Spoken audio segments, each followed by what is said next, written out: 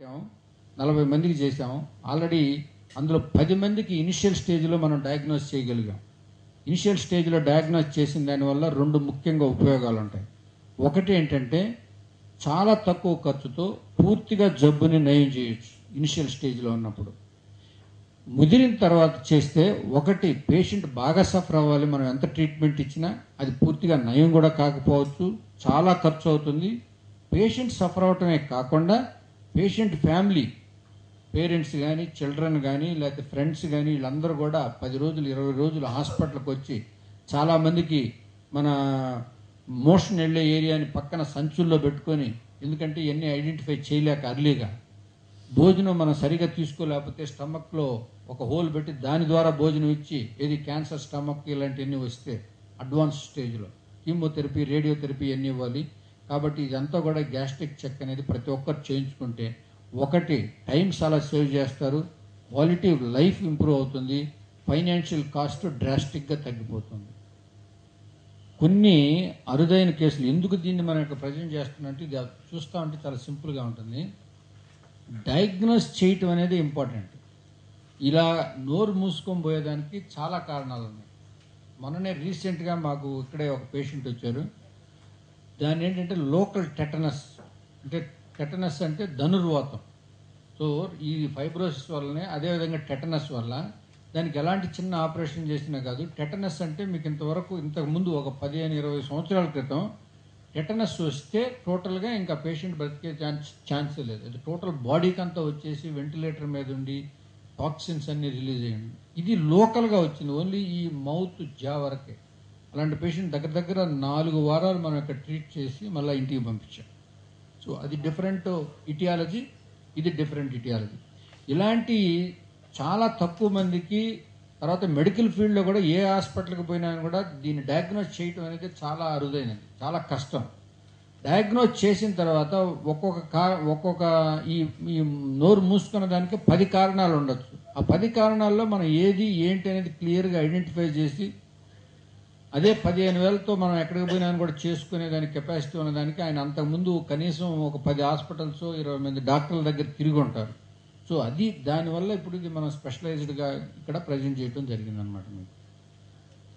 So ఇలాంటివి వచ్చినప్పుడు ఏం చేయాలి అనేది పబ్లిక్ తెలిసేదానికి అవేర్నెస్ కొరకు ఇది మెయిన్గా దీన్ని మనం చేసాం.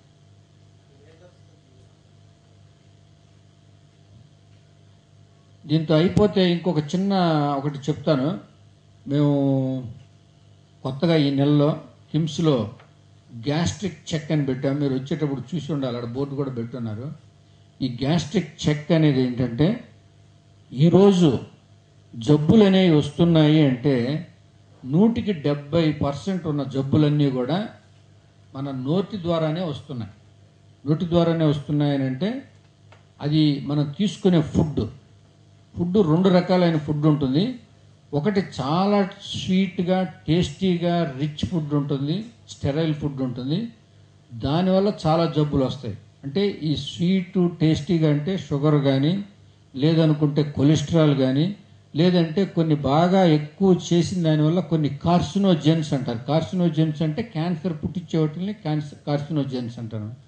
ఇవన్నీ కూడా ఇలాంటి ఫుడ్ వల్ల మనకు వస్తుంటాయి. ఇవన్నీ కూడా బాడీలో అబ్జర్వ్ అయ్యి వచ్చి జబ్బులు వస్తుంటాయి. కొన్ని చెడు ఫుడ్ అనమాట, అంటే మనం ఫుడ్ పాయిజనింగ్ అని అంటాం.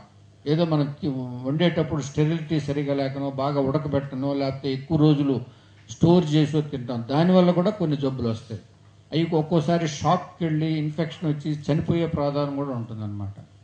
ఇవి కాకుండా కొన్ని మనం తీసుకునే ఆల్కహాల్ నోటి ద్వారానే పోతుంది, దానివల్ల లివర్ పాడైపోద్ది. మనం స్మోక్ చేస్తుంటాం, అది కూడా నోటి ద్వారానే ఉంటాయి. సో వచ్చే జబ్బులకన్నిటికీ గేట్వే ఏంటంటే మౌత్. ఈ మౌత్లో మనం తీసుకునే కనుక కంట్రోల్ చేసుకుంటే చాలా వరకు జబ్బుల్ని నయం చేసుకోవచ్చు. ఒక 30% జబ్బులు అనేవి హెరిడిటరీ వల్ల వస్తాయి. మనకి ఎలాగో పెద్దల నుంచి ఆస్తి ఎలాగో మన హక్కు అని అనుకుంటాము, జబ్బులు కూడా కొన్ని మన హక్కులాగా వాళ్ళు మనకి జెనెటిక్స్ ద్వారా మనకి ఇస్తుంటారు. దానికి మనం ఏం చేయలేము. దాని మీద పరిశోధన జరుగుతుంది. ఇంట్రాయూటరైన్ లైఫ్లోని ఈ జెనెటిక్స్ని ఏమైనా మార్చగలమా అనేది. దానికి ఇంకొక 20-30 ఇయర్స్ ఉంటుంది. ఆ టైంలో మనం ఉండకపోవచ్చు. కాబట్టి కనీసం ఈ ఎక్వైర్డ్ అంటారు, ఈ విధంగా వచ్చే జబ్బుల్ని మనం నయం చేసుకునే దానికి ఒక చెక్ అనేది మనం కిమ్స్లో పెట్టాము. అది దగ్గర దగ్గర మామూలుగా ఈ విధంగా చెక్ చేసుకోవాలి ఇండిపెండెంట్గానంటే 5,000 నుంచి 7,000 వరకు అవుతుంది. అలాంటిది కేవలం 2,000 వరకే మనం చేస్తున్నాం. ఈ 2,000 రూపాయలు ఈరోజు కడితే ఏమేమి టెస్ట్ చేస్తారు, అదే కాకుండా ఈ అవగాహన ఫుడ్ వల్ల ఎన్ని జబ్బులు వస్తాయి ఏంటి అనేది దాని మీద కూడా ఒక క్లాస్ మనం తీసుకుంటాను. అలాంటిది మనం కిమ్స్లో ప్రవేశపెట్టాము. అది వచ్చే ఈ నెల అంటే సెప్టెంబర్ ఎండింగ్ వరకు ఎవరైనా 2,000 కడితే నెక్స్ట్ ఇయర్ మార్చ్ లోపల వాళ్ళకి ఎప్పుడైనా అవసరమైనప్పుడు ఇదే 2,000కి ఆ టెస్టులన్నీ చేస్తారు. అది ఫాస్టింగ్లో వచ్చి చేయించుకోవచ్చు.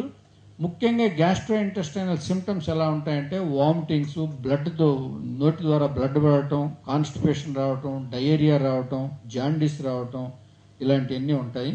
ఈ సిమ్టమ్స్ ఉన్న వాళ్ళు ఎవరైనా కూడా దీన్ని యూటిలైజ్ చేసుకోవచ్చు. బాధపడతా ఉన్నారు.